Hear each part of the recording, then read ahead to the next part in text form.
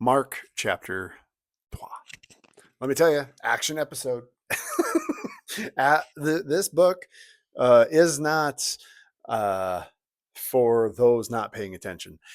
It is on the move. It will keep your attention. There are so many little things going on, and at the very end,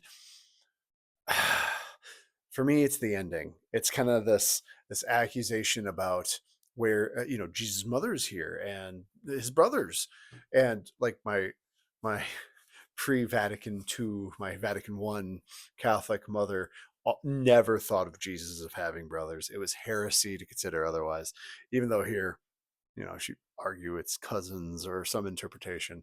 Sure, whatever. How that's not the point. Mark doesn't have the Christmas story. And in fact, Mary doesn't play a very big role in the Gospel of Mark. Not Jesus' mother, Mary, kind of at all. So to have her mentioned is something of note. And in this mention, Jesus is kind of dismissing of biological relationships because they say, hey, you're here. And where that's coming from is frequently, if you were at this time an enigmatic speaker, a healer, an exorcist, you set up your business like your people came to you. You didn't go from town to town to town. You were there, and people who needed you came to you, and the intermediaries was your biological family. The only people you could really trust in the world are the people who were up with you. So they start saying, well, they're here. And Jesus goes, where are my brothers? Where are my sisters? Yeah, they're the people that do God's will. They are the ones who are connected to me.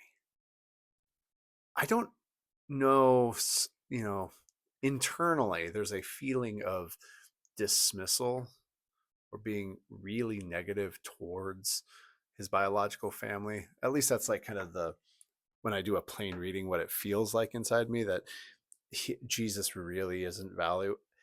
It's not what I'm trying to say is I don't think Jesus is dismissing it when I really look at this passage and the whole of Jesus' teachings.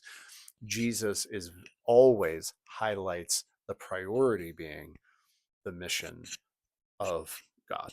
Like the mission that all people would come to know a living faith, a deep and abiding trust within who they are in God's sight, that they are beloved, and that does trump biology. It trumps social systems that would teach you otherwise. Let me ask you, at what point, hey, I grew up in a loyalty to family culture, but when things get really hairy, when the chips are down, how, will you sacrifice your principles for your family? Real family doesn't ask you to do that. Real friends, chosen family, they see your principles and are usually supportive. So I don't think Jesus is condemning his mom or his brothers. I think what he's really pushing against is a notion that should trump the true calling placed on your life. I don't know. What do you think? I'll see you around.